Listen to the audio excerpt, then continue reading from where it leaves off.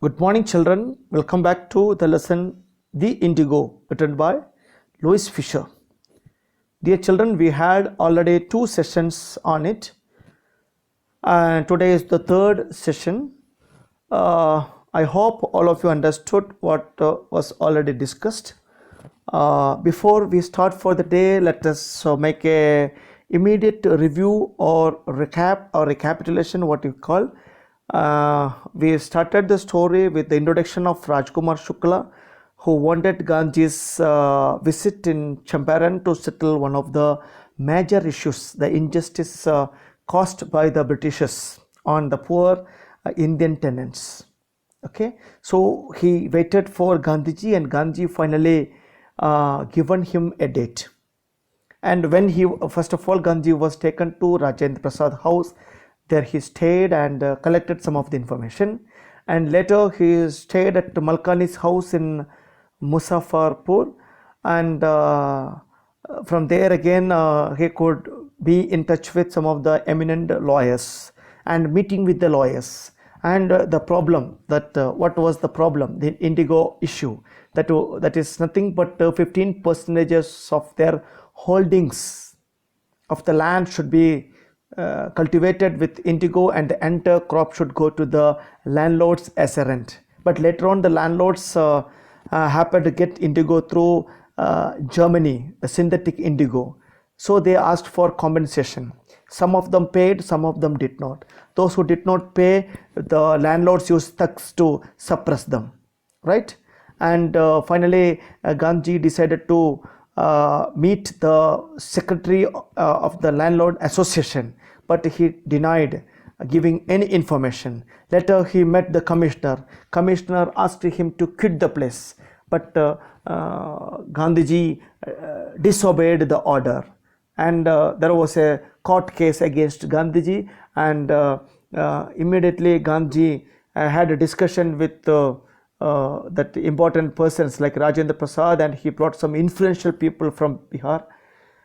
And the next day, when Gandhi was taken to Motihari, and one could see throngs or multitudes of peasants gathered there, and that was the sign of power of Gandhiji, and the government was baffled, and finally Gandhi only controlled them, right? And later on, Gandhi was asked to take bail, but that again Gandhi refused, and finally the case was dropped. And meanwhile, Gandhi asked, suppose there was an arrest, what would other lawyers would do? Then others lawyers said that they would leave the place. Then Gandhi asked, what about the injustice to the sharecroppers?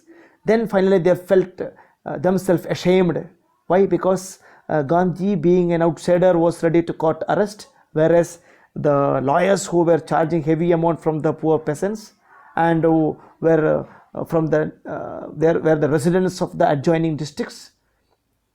Okay, so finally they decided to court arrest along with Gandhiji in case there is a arrest for Gandhiji.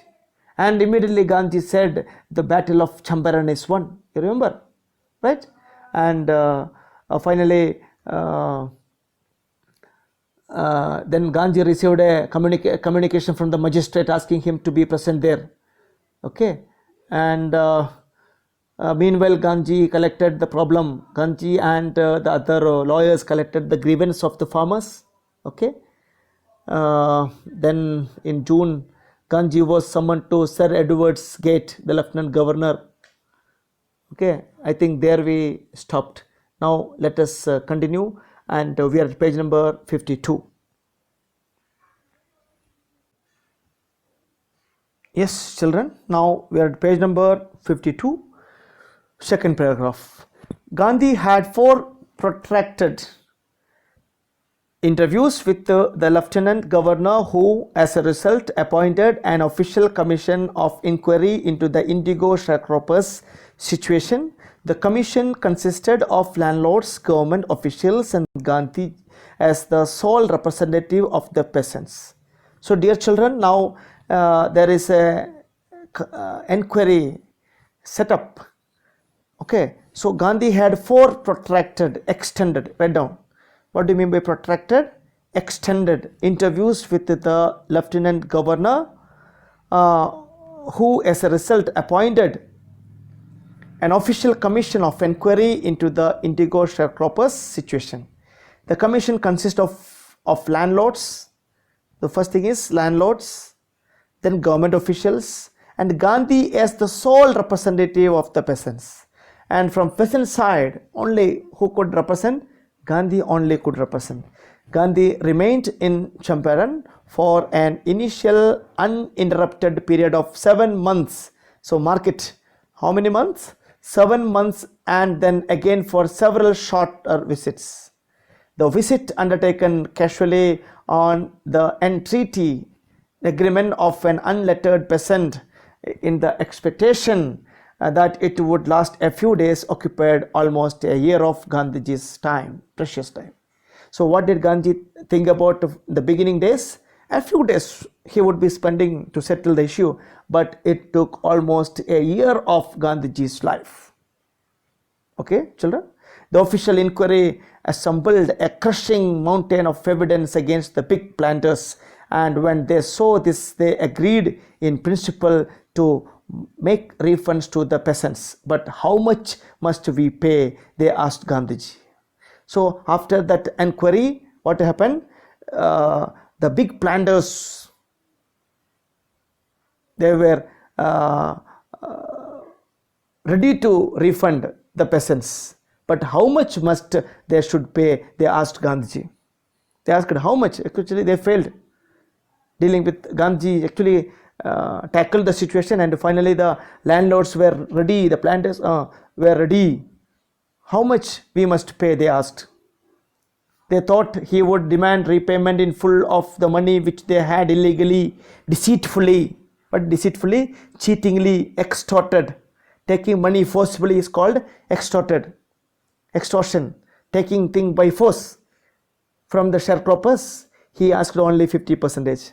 Everybody expected that Gandhi would ask 100% of the money that was collected by these people, but Gandhi asked only 50%. There he seemed adamant. He was very adamant, very strict, not lenient. Adamant means opposite of lenient. This is strict. Adamantly he said he wanted 50%. Writes Reverend J.S. Hodge, a British missionary in Champaran, who observed the entire episode at a close range. Okay, so this is what that Reverend J.S. Hodge, a British missionary, said. Thinking probably that he would not give way, the representative of the planters offered to refund to the extent of 25%. But the planters were ready to give only 25%. And to his amazement, and for everybody's amazement, surprise, amazement means surprise, Mr. Gandhi took him at his word, thus breaking the deadlock. And finally Gandhi agreed for that 25% and broke the deadlock. And there is a question. Why did Gandhi accept the 25%? This settlement was adopted unanimously without an objection by the commission. Gandhi explained that the amount of the refund was less important than the fact that the landlords had been forced to. What is obliged? Forced to surrender part of the money, and with it part of their prestige. Dear children, make a note of it. Why Gandhiji accepted that 25%? What is the logic behind that? What Gandhi said? Money is not important here. The important thing is the landlords, they were ready to surrender part of the money and with it part of their prestige. So this is one of the short answer question, right? Therefore, as far as the peasants were concerned, the planters had behaved as lords above the law. Now the peasants saw that that he had rights and defenders. This is what Gandhi taught them. They had now rights and they had now defender, heroes, the champion. He learned courage.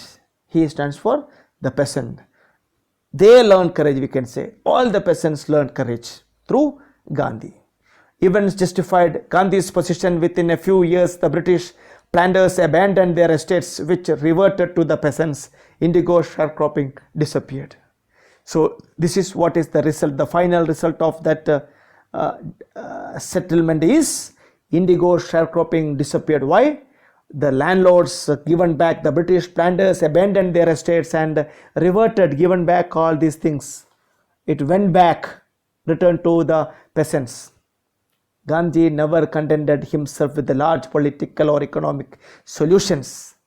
Okay, never contented. What is contented? Satisfied. He was not satisfied with the simple political and economical solution, but cultural and social backwardness in the Champaran villages, and wanted to do something about it immediately. Immediately Gandhi decided to do something to uplift the social backwardness in the Champaran villages. Okay, so he appealed, he requested, appealed means requested for teachers, Mahadev Desai, Narhari Parikh, two young men who had just joined Gandhi as disciples, and their wives volunteered for the work. Several more came from Bombay, Pune and other distant parts of the land. Why? On Gandhi's call they came to teach the illiterate peasants of Champaran some good hygiene or hygienic life, good cultural and social life for them. Devadas, who is Devadas? Gandhi's youngest son arrived from the ashram, and so did Mrs. Gandhi. Primary schools were opened in 6 villages. Kasturba taught the ashram rules. So how many schools were opened in that village? 6 villages. In 6 schools in 6 villages. Kasturba, yes, taught the ashram rules. What did she teach? Ashram rules and personal cleanliness and community sanitation. Okay, dear children, Gandhiji is very much behind the cultural and social backwardness of the Champaran village. Now he is dealing with that. Health conditions were miserable. Okay, Gandhi got a doctor to volunteer his service for 6 months. 3 medicines were available. Okay, dear children, how he uplifted the condition of the poor peasants in that area. He made available 3 medicines. How many medicines? 3 medicines. Which are they? Castor oil, quinine, sulfur ointment. Anybody who showed cotton tongue was given a dose of castor oil. Anybody with malaria fever received a quinine plus castor oil, and anybody with skin eruption received ointment plus castor oil. So castor oil is common for all. Isn't it? So castor oil. So this is what he did for the treatment purpose. Okay. Now, first of all, here and teachers. Then doctor volunteers he made. Gandhi noticed the filthy state of women's cloth. Another thing that he noticed is dirty states of women's cloth. He asked Kasturbai to talk to them about it. One woman took Kasturbai into her hut and said, "Look, there is no box or cupboard here for clothes. The sari that she was wearing is the only one she had." You see, that lady was telling the sari that she was wearing was the only one she had. You see the condition, the poverty level. During his long stay in Champaran, Gandhi kept a long distance watch on the ashram. He sent regular instructions by mail and asked for financial accounts. Once he wrote to the residents, those who are living in a particular place is called residents, that it was time to fill in the old latrine trenches, and there are no proper toilet system. Now Modi government is also asking the same, and he is actually after Gandhi in this respect.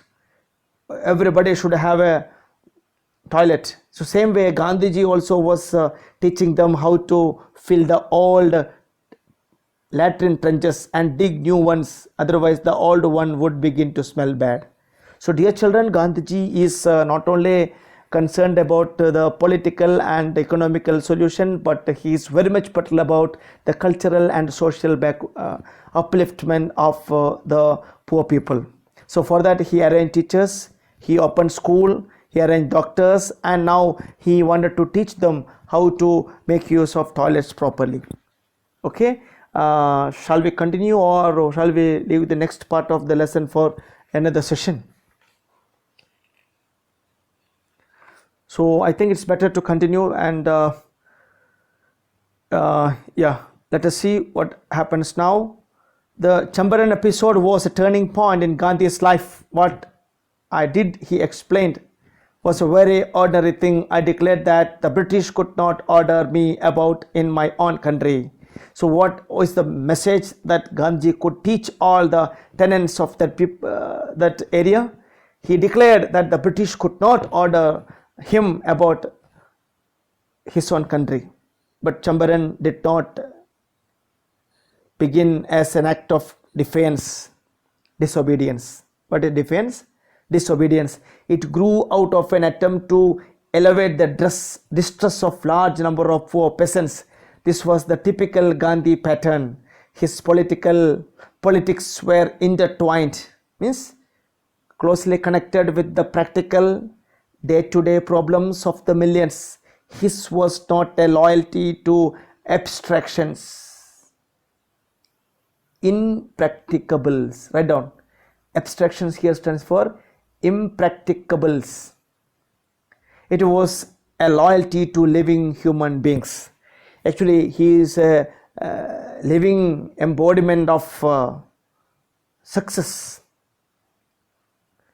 In everything Gandhi did, moreover, he tried to mold a new free Indian who could stand on his own feet and thus make India free. So he wanted all Indians to be free from the clutches of the British Raj, right?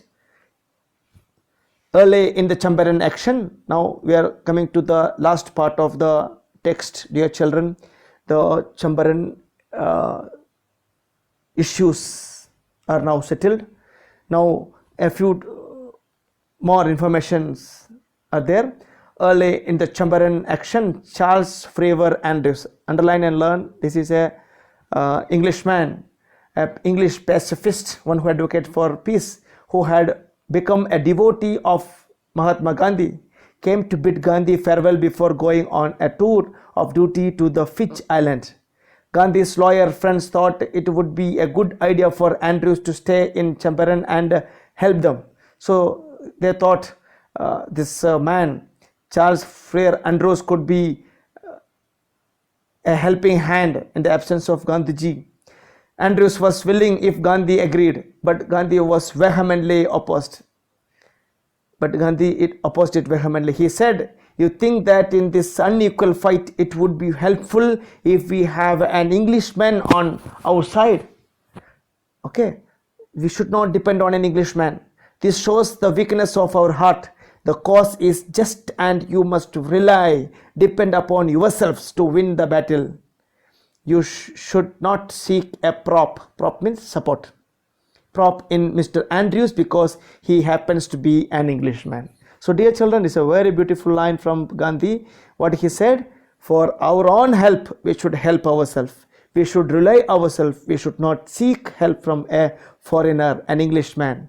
He had read our minds correctly. Rajendra Prasad comments, and we had no reply. Gandhi in this way taught us a lesson in self-reliance. So this is the way Gandhi taught the people. What is the lesson? Lesson on self-reliance, self-dependence, self-reliance, Indian independence, and help to sharecroppers were all bound together. These are all integrated issues, integrated matters. Okay, so that is the end of the lesson, dear children. Now I hope all of you could understand what I explained to you, and let us make an quick review of what we have already discussed and learned for the day. Dear children, we started with the formation of an inquiry committee, and finally who were crushed. The planters got their defeat and they were asked to pay the penalty, the money back. But how much was the issue? Gandhi first demanded 50%, but finally they reduced to 25%. Again, Gandhi was ready for the 25% because they were forced to give the money, and money is not important here. The important thing is that they were ready to part of their prestige. The prestige is taken now. So with that, Gandhi accepted that judgment, right? And finally, after settling this issue, Gandhi looked at the people of the Champaran, and he said he was not only happy with the political and economic solution, he wanted to see the cultural and social betterment of the people. And immediately he arranged a few teachers and few doctors, and taught them what hygiene is, and three medicines, all of you remember: castor oil, quinine, and sulfur. And finally, after the settlement of the Champaran issue, Gandhi, there is an incident that the reference of Charles Frere Andrews, and people thought of taking him as a help, but Gandhi said, taking a foreigner, I mean Englishman, for our support is not the real way. You have to depend on yourself. That is why the lesson of self-reliance is taught among the people of India, and Indian independence and the self-reliance all closely connected. The sharecroppers issue all closely connected. Dear children, that is the end of the lesson. Now what you have to do is you have to write down the important words and their meaning, and the questions, like questions are written here. Why do you think Gandhi considered the Champaran episode to be the turning point in his life? How was Gandhi able to influence the lawyers? Give instance. What was the attitude of the average Indian in smaller localities towards advocates of home rule? How do we know that ordinary people too contributed to the freedom movement? So these are the questions that you have to answer, and we shall meet again with another lesson. Thank you, children. Thank you very much for listening to me. Have a nice day ahead.